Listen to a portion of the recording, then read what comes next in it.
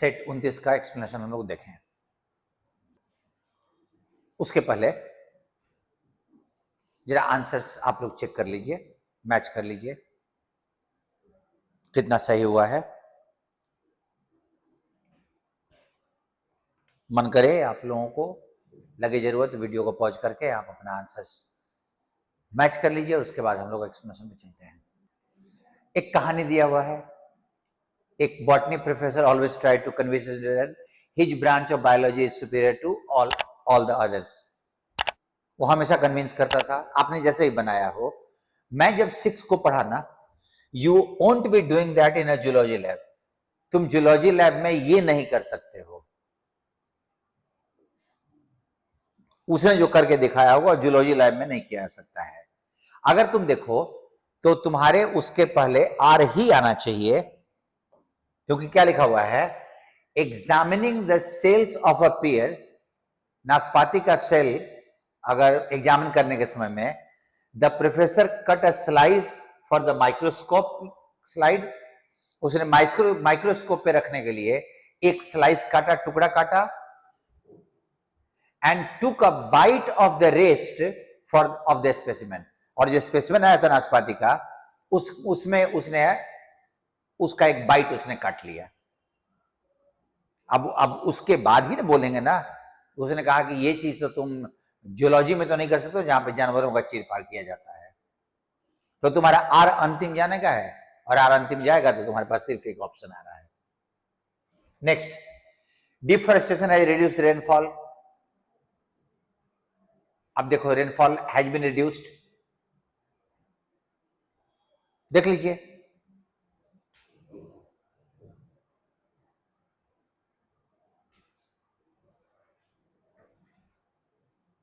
Next,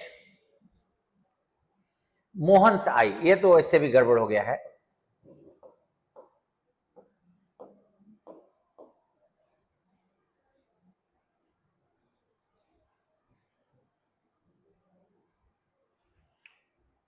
enclosed इन ए small closed space. इसका जो डर होता है कि कहीं छोटे जगह पे हम बंद ना हो जाए लिफ्ट आदि में, तो वो क्लॉस्ट्रोफोबिया ही है, क्योंकि और बाकी तीनों टाइप का कोई वर्ड नहीं होता है। वो सिर्फ क्लॉस्ट्रोफोबिया है, जहां पे किसी छोटे बंद कमरे में घुटने से, बंद जगह पे घुटने से जो डर लगता है, उसको क्लॉस्ट्रोफोबिया बोलते हैं हम लोग। एक्विजिशन का स्पेलिंग, प्राप्त करना किसी चीज को। अक्वायर का ये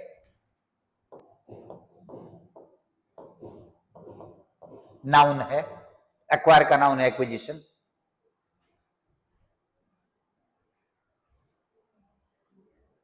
इसमें एक आध क्वेश्चन बड़े अच्छे थे।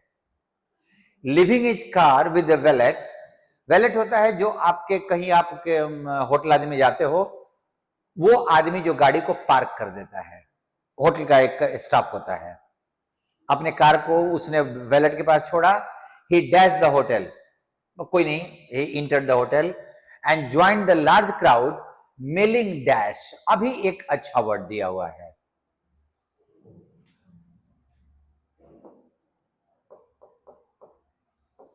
मिल अराउंड या मिल अबाउट का मतलब लोगों का कंफ्यूज तरीके से इधर उधर घूमना। कोई खास टारगेट नहीं है, किसी जगह पे नहीं टिके हुए, लोग इधर उधर घूम रहे हैं। अबाउट या अराउंड दोनों में से कुछ भी लगा सकते हो। Large crowd milling around, he found a badge waiting for him at the table ना, एट द रिसेप्शन टेबल। उसने उसको एक वो मिला बैज जो रिसेप्शन टेबल पे था, and took his dash in the rear, took his seat. उसने अपना स्थान कहां लिया? In the rear of the hall, hall के एकदम लास्ट में। When the place was field, stuff मतलब होता है किसी चीज को ठूस ठूस के भरना।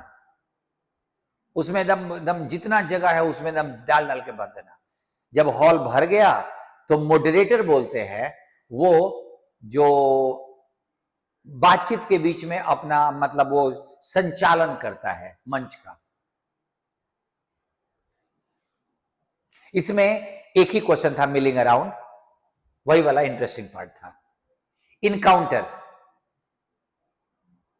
इनकाउंटर का ऑपोजिट तुमसे पूछ रहा है, सामना करना का उल्टा क्या, तो अवॉइड करना ही ना, सामना करना का उल्टा अवॉइड करना। Next question, Raju was tired of पूजा's dash approach, so he asked her to make her final decision by that evening. वो उसके टाल मटोल वाले अप्रोच से परेशान था। उसने कहा कि इवनिंग तक अपना डिसीजन लो। अब ये तुमने वर्ड देखा होगा, वेस्टिंग नहीं होगा। अब समस्या ये है कि इस तरह का कोई वर्ड नहीं होता और ये वर्ब है। सुनना तुम ध्यान से, ये वर्ब है और डिली डैली का मतलब होता है प्रोक्रेस्टिनेट, किसी काम को डिले करना, किसी काम को डिले करना, डिली डैली। जैसे एक वर्ड होता है विली निली, ये सारे इंग्लिश के वर्ड्स ही हैं। अब इसका मतलब होता है जैसे तैसे करके, मतलब अच्छे से नहीं बट जैसे तैसे करके वो उसने अपना काम पूरा किया। नेक्स्ट क्वेश्चन देखिए, mothers are always blind to their children's fault, अपने चिल्ड्रन के फॉल्ट को लेके हमेशा वो लापरवाह होती हैं। अब जरा सोचिए कि इनडिफरेंट का मतलब होता है उदासीन, टॉलरेंट का मतलब बर्दाश्त करने वाला, इग्नोरेंट का मतलब अनजान, इनसेंसिटिव जिसको कोई लेना देना नहीं हो उस चीज से, वो इनसेंसिटिव होती हैं। बच्चे कर भी रहे हैं तो उसका कोई असर उन पे नहीं पड़ रहा है, मतलब वो उनको बुरा नहीं लग रहा उसका। तो अगर किसी चीज का बुरा लगना चाहिए और वो नहीं लग रहा है तो that person is insensitive. Next please, if one works hard, अब वन लगा है तो यहां पे यू होगा नहीं, और इफ लगा है तो यहां पे वन विल गेट भी हो सकता था, वन गेट्स या वन विल गेट। अब इन दोनों में से एक आंसर देना है। अभी आपका जब इफ लगा हुआ है और यहां पे प्रेजेंट है तो याद रखना ये प्रेजेंट टेंस का सेंटेंस नहीं है, ये एक्चुअली फ्यूचर का पार्ट है। तो जब रूल ये है कि इफ के साथ यहां प्रेजेंट लगे तो यहां पे फ्यूचर का इस्तेमाल होगा और तुम्हारा आंसर वन गेट्स नहीं वन विल गेट होगा। ठीक है, शायद हमारे आंसर में क्वेश्चन नंबर 14 के आंसर में कहीं पे गड़बड़ी तो नहीं हो। 14 का आंसर अनडाउटेडली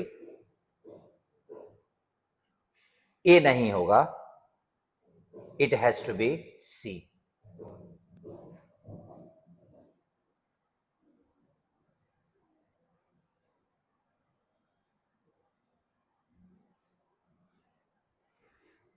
Next page.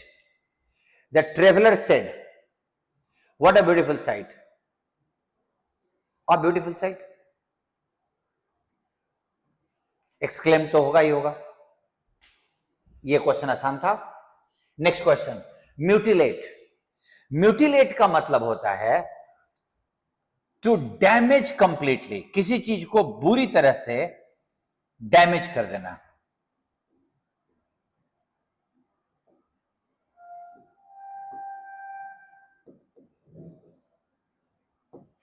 और मेंड मतलब होता है उसको सुधारना, उसमें सुधार लाना। इंडक्ट, इंक्लूड, किसी ऑर्गेनाइजेशन में किसी को शामिल करने को इंडक्ट कहा जाता है। इंस्ट्रक्ट, निर्देश देना, कंडक्ट, किसी काम को करने के सेंस में। नेक्स्ट प्लीज, हैंडी का ऑपोजिट मीनिंग पूछ रहा है और हैंडी होता है कोई ऐसी चीज जिसको जो इस्तेमाल में बहुत सुविधाजनक हो, जिसको आसानी से इस्तेमाल किया जा सके। अब वो कोई चीज जो बड़ा बेतरतीब टाइप का हो, उसका इस्तेमाल ठीक से ना हो पाए, उसको हम लोग अनविल्डिंग बोलते हैं। अनविल्डिंग कम्बरसम कोई प्रोसेस होता है जो डल, स्लो, धीमे धीमे चले। कोई भी ऑब्जेक्ट जो बड़ा बेढंगा टाइप का हो, बहुत बड़ा हो, हैंडल करने में आसानी नहीं हो, उसको हम लोग अनविल्डी बोलते हैं। हैंडफुल, थोड़ा। नेक्स्ट, एक फिर से टफ लेवल का तुम्हारा मिला था। Failure is nothing to be ashamed of, for, यहां फॉर का मतलब बिकॉज है। Because there is hardly any man who has not failed in life, not once but many times. दुनिया में ऐसा कोई आदमी नहीं होता जो एक बार नहीं अनेकों बार फेल ना हुआ हो। अब आपके पास वन से चलने में बहुत परेशानी है। यहां पे ऐसे क्वेश्चंस में बनाने में आपको एक्सपोजर मिलता है कि वन के बाद जब तुम नहीं पकड़ में आ रहा है तो अपना तरीका बदल दो। जरा देखो, तुम पी नंबर सेंटेंस को देखो। व्हाट इज इंपॉर्टेंट, जो चीज महत्वपूर्ण है वो ये है कि हम अपने फेलियर को लेते कैसे हैं, हम अपने फेलियर को कैसे एडॉप्ट करते हैं, उसको लेते कैसे हैं हम। अब इसके बाद तुम पी के बाद बोलोगे क्या? और तुम अगर ध्यान से देखो तो पी के साथ सिर्फ एस आ सकता है, क्योंकि एस में क्या लिखा हुआ है? If you face our failure boldly and resolve to fight again. अगर हम अपने फेलियर को बोल्डली फेस करें और ये डिसाइड करें कि हम फिर से फाइट करेंगे, फेलियर को हम लेते कैसे हैं, तो पी और ए से साथ में आएगा, और पी और ए साथ में सिर्फ यहां पे है। Next, he went to Mumbai with a view to, अब ध्यान देना, with a view to phrase है।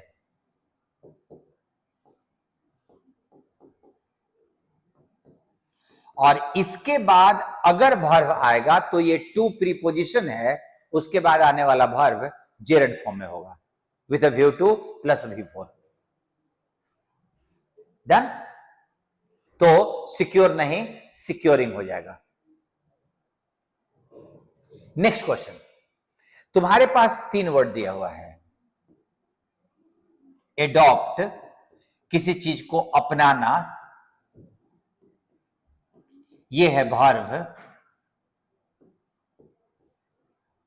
अडेप्ट, अपने आप को परिस्थिति के अनुसार ढालना, ये है वर्ब। एंड एक वर्ड है अडेप्ट, दैट इज वर्ड निपुण, एक्सपर्ट, स्किल्ड, और ये है एडजेक्टिव। अब आपको ये तीनों वर्ड दिया है, अडेप्ट भी दिया है, एडॉप्ट भी दिया है, अडेप्ट भी वर्ड दिया है। अब जरा देखो, राजू इज कुशल, स्किल्ड, अडेप्ट जाएगा at speaking languages. It is difficult to dash only one puppy for animal shelter. तो ये तो एडॉप्ट करना ना, ढालना थोड़े ही, ढालना मुश्किल नहीं है। नहीं, एक ही पपी को शेल्टर के लिए एडॉप्ट करना, अपनाना, ठीक सब मुश्किल है ये चीज करना। स्टैंडिंग जोक, कोई ऐसी चीज जिसपे सब लोग हंसते हैं, मजाक उड़ाते हैं, जिसका सब लोग हंसते हैं और मजाक उड़ाते हैं, तो उसको स्टैंडिंग जोक कहा जाएगा। Well known object of humour. Next, when Galileo went home, जब गैलीलियो अपने घर गया, he began to experiment with a pendulum, उसने पेंडुलम के साथ एक्सपेरिमेंट शुरू किया। अभी उसने एक्सपेरिमेंट शुरू किया है घर पे, तो उसके बाद तो तुम्हारा आर ही आएगा ना। जरा सोचो तो, आर के अलावा और कौन सा डालोगे तुम? पहले तो वो कुछ बनाएगा ना, इन्वेंशन करेगा ना।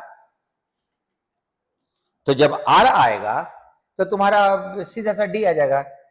बहुत जल्दी उसने इन्वेंट कर लिया एक instrument. Done? The doctor bandaged the arm of the injured man. Simple. Next, ये बहुत आसान क्वेश्चन था, अमंग द कंट्रीज हो जाएगा। एंड लास्ट, मैग्निफिसेंट का स्पेलिंग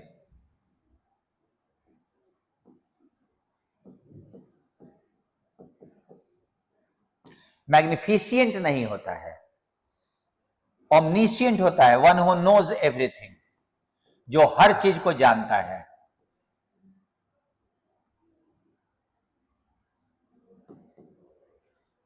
इफिशिएंट होता है कुशल, एक्सपर्ट, लेकिन मैग्निफिसेंट होता है, मैग्निफिशिएंट नहीं होता।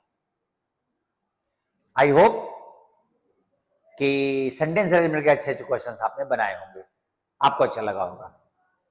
अपने कमेंट से मेरे को बताइएगा कि हाउ डिड यू फील, या स्कोर आपका कैसा रहा था। Thank you. अगले सेट के साथ हम लोग फिर से मिलेंगे।